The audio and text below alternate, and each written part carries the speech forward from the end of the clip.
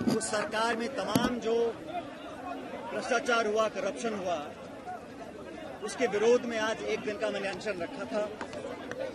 और इस मुद्दे को मैं बहुत लंबे समय से उठा रहा था।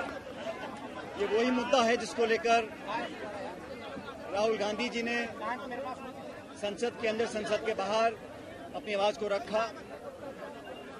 कांग्रेस ने, तमाम विपक्षी दलों ने जेपीसी की मांग रखी, क्योंकि भाजपा शासन में जो व्यापक करप्शन हुआ, भ्रष्टाचार हुआ और हो रहा है, उसके विरोध में अपनी आवाज को हम लोग रखना चाहते हैं। वसुंधरा जी के कार्यकाल में जब हम लोग कांग्रेस में विपक्ष में थे, तो हम सब लोगों ने बहुत सारे स्कैंडल्स और करप्शन के मामलों को उजागर किया था, प्रमाण के सहित।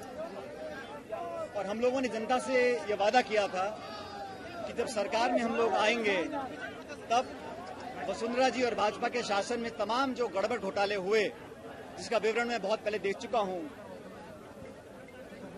भाजपा और वसुंधरा जी के समय में शराब माफिया, भू माफिया, बजरी माफिया, खान के घोटाले, तमाम तरह के अपराध और सरकारी धन का दुरुपयोग हुआ, जो हमने कई मर्तबा पब्लिक प्लेटफॉर्म पर लोगों को आश्वासित किया था कि हम उसके खिलाफ प्रभावशाली कार्रवाई करेंगे।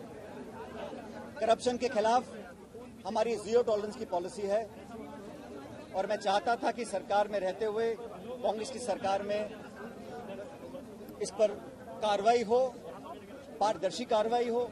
हम कभी भी प्रतिशोध की भावना से काम नहीं करना चाहते, लेकिन जो स्थापित भ्रष्टाचार हुआ था, उस पर हमने अभी तक कार्रवाई नहीं करी। इसको लेकर 1 साल से ज्यादा पहले मैंने प्रदेश की सरकार और आदरणीय मुख्यमंत्री जी को लिखित में कहा था कि उन्होंने और हमने सबने मिलकर वसुंधरा जी के ऊपर तमाम बहुत सारे आरोप जड़े थे। अब जब चुनाव में 6-7 महीने रह गए हैं, जनता के बीच दोबारा हमको जाना है, इसलिए मैं चाहता था कि इस पर हम कार्रवाई करें। पत्र लिखने के बाद, 2-2 बार याद दिलाने के बाद भी जब कार्रवाई नहीं हुई, तो मैंने कई पत्र लिखे मुख्यमंत्री जी को। आमतौर पर जवाब आ जाता था, लेकिन इन 2 पत्रों का जवाब नहीं आया।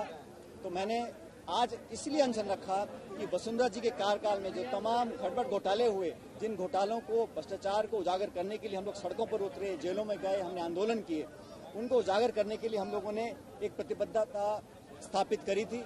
और अब जब हम सरकार में हैं और 4 साल से ज्यादा का समय बीत गया, मैं उम्मीद करता था अब तक कार्रवाई होगी, लेकिन कार्रवाई हुई नहीं। इसलिए आज मैंने उस सरकार के करप्शन जो मामले थे, उन पर कार्रवाई हो, इसको लेकर आज अनशन रखा है, और मैं उम्मीद करता हूं कि कार्रवाई होगी। जहां तक देश में जहां भाजपा की सरकार है, चाहे वो आज कर्नाटक में सरकार हो, सब लोग जानते हैं कि वो 40% की सरकार है, कमीशन की सरकार है, और हम लगातार उनकी आलोचना भी कर रहे हैं। और मुझे पूरा विश्वास है कि जनता हमारे बातों को विश्वास कर भाजपा को वहां से बाहर, सत्ता के बाहर कर देगी। जहां वो शासन कर रहे हैं, वहां मैं खुद कई मर्तबा गया हूं भाजपा शासित प्रदेशों में, वहां जाके हमने अपनी बात को रखा है। और जब चाहे हिमाचल हो, चाहे उत्तर प्रदेश हो, चाहे गुजरात हो, जहां भी हम गए हैं, हमने भाजपा के करप्शन को, स्कैंडल्स को उजागर करने का काम किया है। और इसी काम को हम लोग राजस्थान में करना चाहते हैं कि जब भाजपा का शासन था तो बहुत करप्शन हुआ था, और वसुंधरा जी के जिम्मेदार हैं। उन स्पेसिफिक जो हमने उजागर किए थे मामले, उस पर कार्रवाई हुई नहीं। इसको लेकर आज मैंने अनशन किया था, और मैं उम्मीद करता हूं कि करप्शन के विरुद्ध, भ्रष्टाचार के विरुद्ध, जो दीमक की तरह इस देश को खोखला कर रही है, इस इशू को लेकर आज मैंने अनशन किया। और मैं समझता हूं देश भर में हमारी जो मुहिम है कि करप्शन के खिलाफ हम लोग कार्रवाई करें, इसको आज और गति मिलेगी।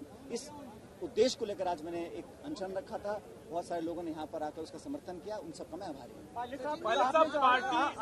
पार्टी इस अनशन को पार्टी विरोधी गतिविधि बताया गया है। पायलट साहब, राहुल जी ने, कांग्रेस पार्टी ने पार्लियामेंट के अंदर और पार्लियामेंट के बाहर, और मैं कहता हूँ ना सिर्फ कांग्रेस ने, तमाम विपक्षी पार्टियों ने एकजुटता दिखाई है। किस मुद्दे पर दिखाई है? करप्शन के मुद्दे पर। आर्थिक जो गड़बड़ियां हुई हैं और बड़े पैमाने पर हुई हैं, उनके विरुद्ध पूरा विपक्ष एक हुआ है। और हम करप्शन को लेकर बड़े गंभीर हैं, ये बात हम सब जानते हैं। और उसी करप्शन को इश्यू को लेकर मैंने अपनी बात को रखा था। अगर कोई बात संगठन की होती तो निश्चित रूप से मैं संगठित प्लेटफॉर्म पर करता, लेकिन सरकार से संबंधित मामला था और मैंने आग्रह किया लिखित रूप से। 1 साल से पहले मैंने आग्रह किया था। अब समय जब 6-7 महीने का रह गया है, इसी को लेकर मैंने मांग रखी थी। मैं समझता हूँ करप्शन पर अगर हमारी जीरो टॉलरेंस की पॉलिसी है तो उस पर हमें कार्रवाई करनी चाहिए। करप्शन के खिलाफ पूरा देश है, ना सिर्फ विपक्ष लेकिन तमाम विपक्षी पार्टियां और कांग्रेस और हम सब लोग मिलकर इसके खिलाफ संघर्ष करते रहेंगे। सचिन, क्यों इसको एंटी पार्टी गतिविधि क्यों बताया है? तो मुझे आज सुबह जानकारी मिली है, इस बारे में कांग्रेस लीडरशिप से बात करूंगा।